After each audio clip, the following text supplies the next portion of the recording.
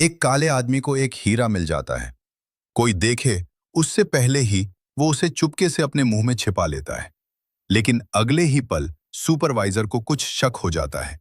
और ये अफ्रीका है, जहां इंसान की जिंदगी घास की तरह सस्ती है, लेकिन हीरे की कीमत अनमोल होती है। इसी दौरान एक आदमी को जमीन में कुछ मिलता है। वो मिट्टी हटाता है और उसके सामने एक बहुत बड़ा गुलाबी हीरा दिखाई देता है। उस आदमी को तुरंत समझ आ जाता है कि इस हीरे की कीमत कितनी बड़ी होगी। ये सोचकर वो घबरा जाता है और ठंडे पसीने से भीग जाता है। वो धीरे धीरे चारों तरफ देखें, उस आदमी को मौका मिल जाता है। वो तुरंत झुकता है, हीरे को हाथ में लेकर जोर से पकड़ लेता है। फिर वो मुखिया से कहता है, कापू, मुझे टॉयलेट जाना है, अभी तुरंत जाना है। हीरे को वो एक सुनसान जगह पर ले जाता है, लेकिन तभी अचानक एक सुपरवाइजर उसे रोक लेता है। सोलमन हीरे को निकालकर उसे छिपाने ही वाला था कि तभी पीछे से किसी ने उस पर बंदूक तान दी। मजबूर होकर उसे हीरा दूसरे आदमी को दे देना पड़ता है। उस वक्त सोलोमन पर हमला कर देते हैं। एक बम फेंका जाता है और धमाके से दोनों जमीन पर गिर जाते हैं। सोलमन को ज्यादा चोट नहीं लगती, इसलिए वो तुरंत वहां से भागने लगता है। भागते भागते वो एक खाली जगह पर उस गुलाबी हीरे को जल्दी से जमीन में गाड़ देता है। लेकिन हीरा छिपाने के बाद उसे सरकारी सेना पकड़ लेती है और जेल में डाल देती है। जेल में सोलमन देखता है कि वो सुपरवाइजर भी जिंदा है। वो उसे तुरंत पहचान लेता है। फिर वो जेल में सबको जोर जोर से बताने लगता है कि सोलमन के पास एक बहुत बड़ा गुलाबी हीरा है। वो यहां तक कह देता है कि जो भी उसे ढूंढ कर देगा, उसे $1,00,000 का इनाम मिलेगा। ये सुनकर सोलोमन गुस्से से चिल्लाने लगता है, तुम पागल हो, मेरे पास कोई हीरा नहीं है। क्या तुम्हें दिखाई दे रहा है? तुम लोग शैतान हो जो बिना पलक झपकाए लोगों को मार देते हो। तुमने मेरा परिवार छीन लिया, मेरा घर बर्बाद कर दिया, और अब मुझ पर झूठा इल्जाम लगा रहे हो कि मैंने हीरा छिपाया है। सोलोमन की यह बात सुनकर ज्यादातर लोग धोखा खा जाते हैं, लेकिन उसी जेल में मौजूद ली नाम का आदमी उसकी बातों पर बिल्कुल भरोसा नहीं करता। कुछ समय बाद लिटिल ली जमानत पर जेल से बाहर आ जाता है। उसे पूरा विश्वास था कि सोलमन के पास एक बहुत बड़ा हीरा छिपा हुआ है, इसलिए वह अपने दोस्तों से कहकर सोलमन को भी जमानत पर छुड़वा देता है और उसके रहने खाने का खर्च भी देता है। लेकिन उस समय सोलमन के दिमाग में हीरे का ख्याल बिल्कुल नहीं था। वो सिर्फ अपने परिवार को ढूंढना चाहता था। इसके बाद सोलमन शरणार्थी कैंप में जाता है। वहां लापता लोगों की एक लंबी सूची लगी हुई थी। वो बहुत देर तक उस सूची में अपनी पत्नी और बेटी का नाम ढूंढता है, लेकिन उसे उनका नाम नहीं मिलता।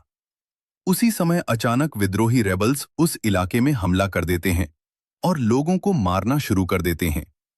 ये सब देखकर सोलोमन पूरी तरह टूट जाता है कि यह लोग उसी हीरे की वजह से उसके पीछे पड़े हैं, इसलिए वह किसी पर भी भरोसा नहीं करता।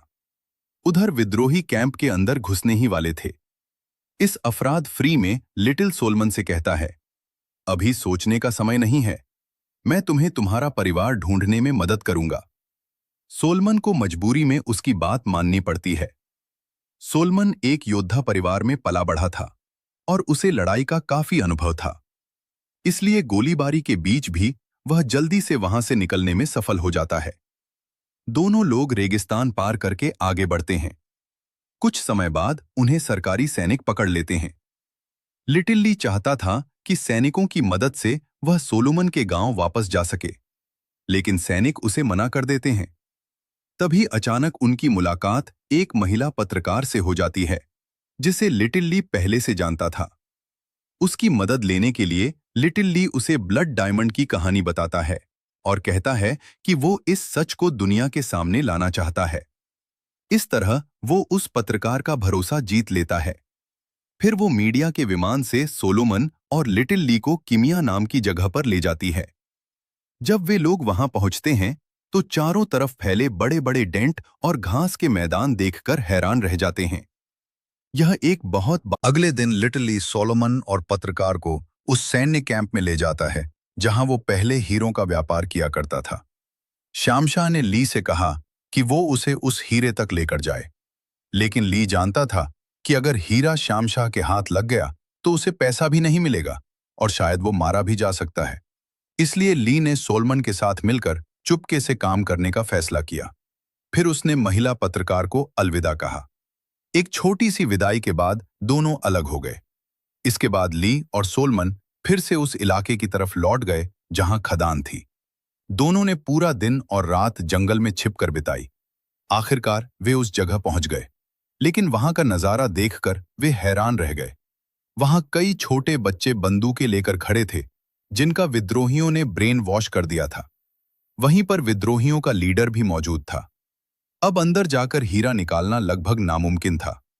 लेकिन थोड़ी देर बाद ली को एक योजना सूझती है। वो वायरलेस फोन से श्याम शाह को कॉल करता है और कहता है कि वहां बम गिरवाए। लेकिन सोलमन इस बात के लिए तैयार नहीं था। उसे विश्वास था कि उसका बेटा भी उसी कैंप में है और बम गिरने से उसे चोट लग सकती है। लेकिन ली को इससे कोई फर्क नहीं पड़ता।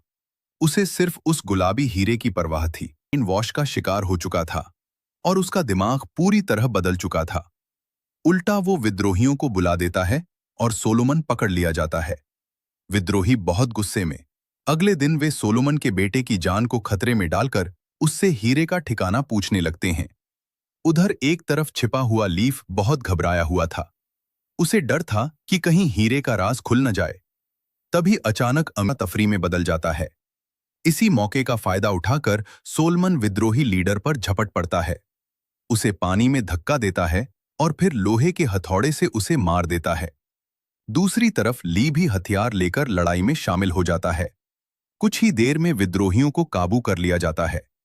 इसके बाद शाम शाह ली के सामने आता है और कहता है कि जान बचाने के लिए ली मजबूरी में सोलोमन के बेटे को बचा लेता है और सोलोमन को हीरा निकालने के लिए मजबूर करता है।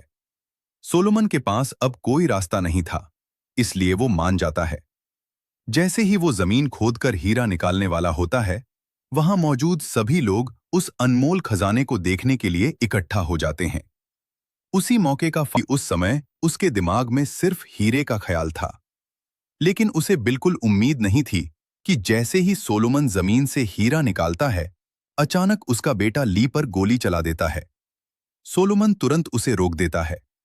वो अपने बेटे को समझाता है और आखिरकार अपने प्यार से उसके दिल को बदल देता है।